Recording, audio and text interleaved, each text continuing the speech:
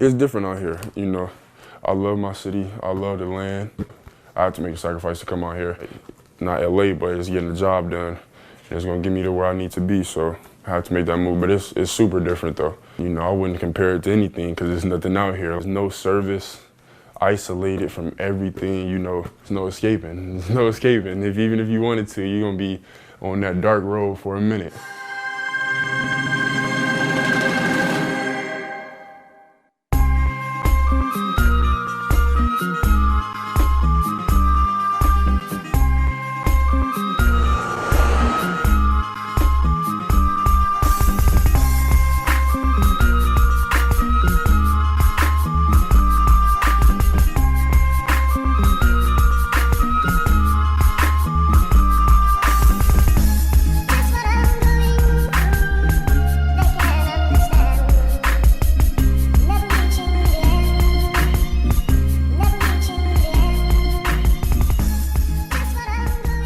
I heard we got a feature in Slam.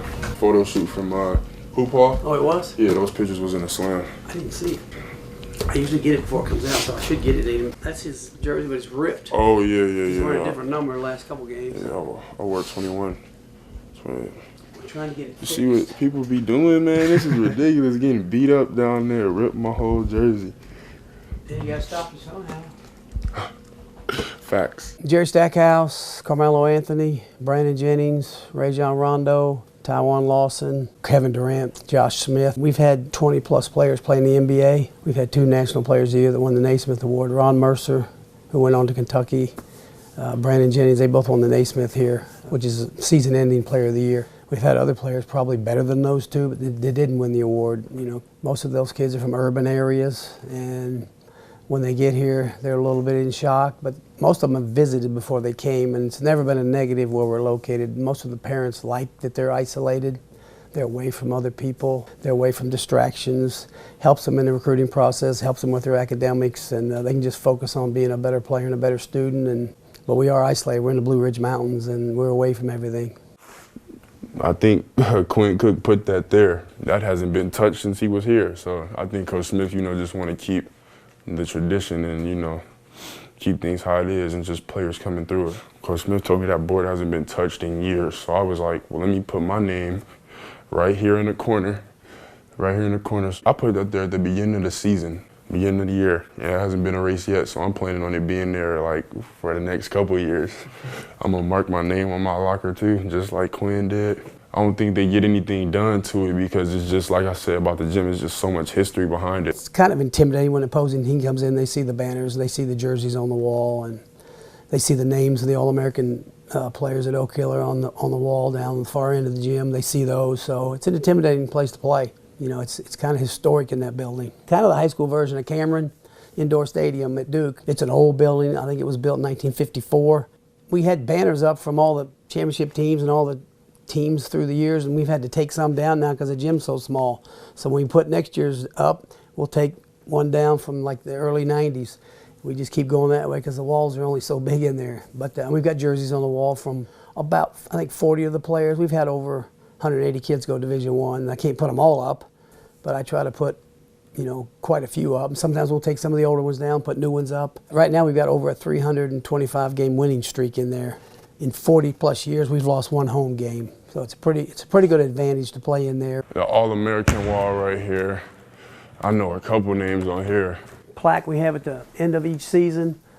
We give them to our players. Each player gets the plaque. It's got all the scores of all the games that season.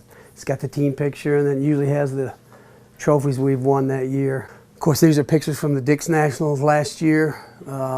That's the game-winning shot that was tip in at the buzzer. That's us celebrating at midcourt in Madison Square Garden. These are some of the national championship plaques, the rings that we've won with the championship teams, balls over here from certain tournaments, certain years. And we've got trophies up here. I've got my 3 Naismith Award here that I won because I have good players and great teams.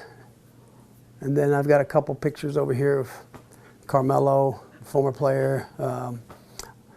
The other 2 are Michael Jordan and LeBron. They're not my players, but I was proud to meet them, so I had a picture with them, and so they're just hanging on the wall in here. It's my office, so I can do what I want with it.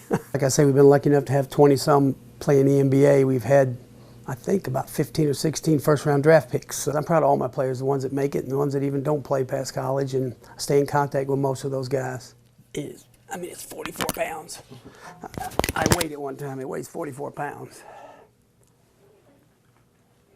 We've been to the Dick's tournament for, I think, 8 or 9 years straight, and we hadn't won it. So, and we won everything else. So it's kind of weird that we couldn't win that tournament for some reason. We got 2 of these. 2 players won the Naismith Award. Brandon Jennings won it. Ron Mercer won it. But then we've had guys like Carmelo didn't win it, should have won it. Jerry Stackhouse could have won it.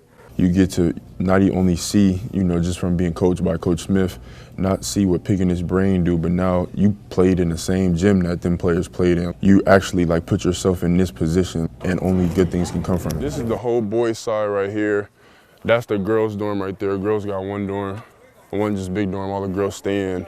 There's an imaginary fence out there. It doesn't really exist, but they think it does. And there's only one girls' dorm. It's a large girls' dorm on the other side of campus. And then the boys' dorms, there's about 5 of those on this side of campus. So, but they can't cross. It's not like college. You can't go visit the girls. At no time can they visit each other in each other's dorms. And when they're together, they're always supervised and chaperoned.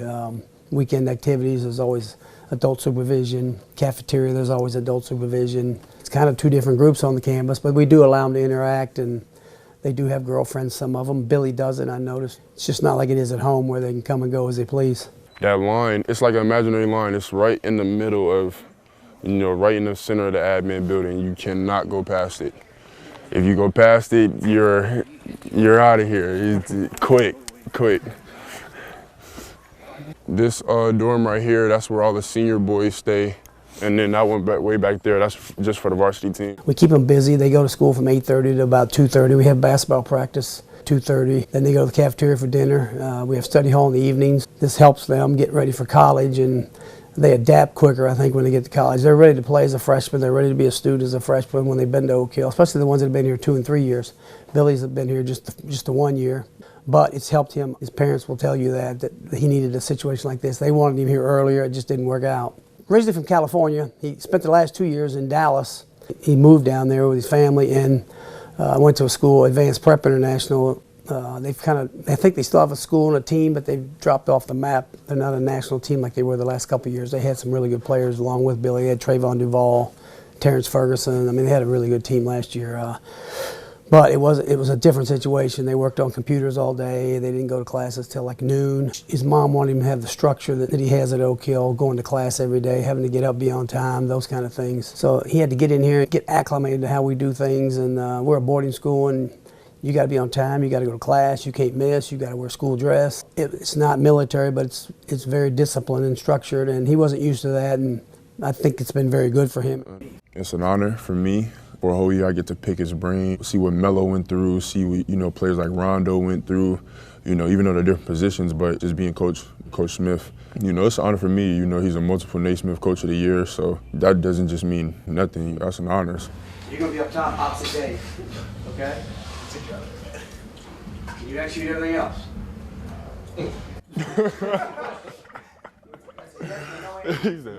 Play hard. Guard. We're going to put harder than last night, correct? Yes, sir. All right, let's go. Huddle up.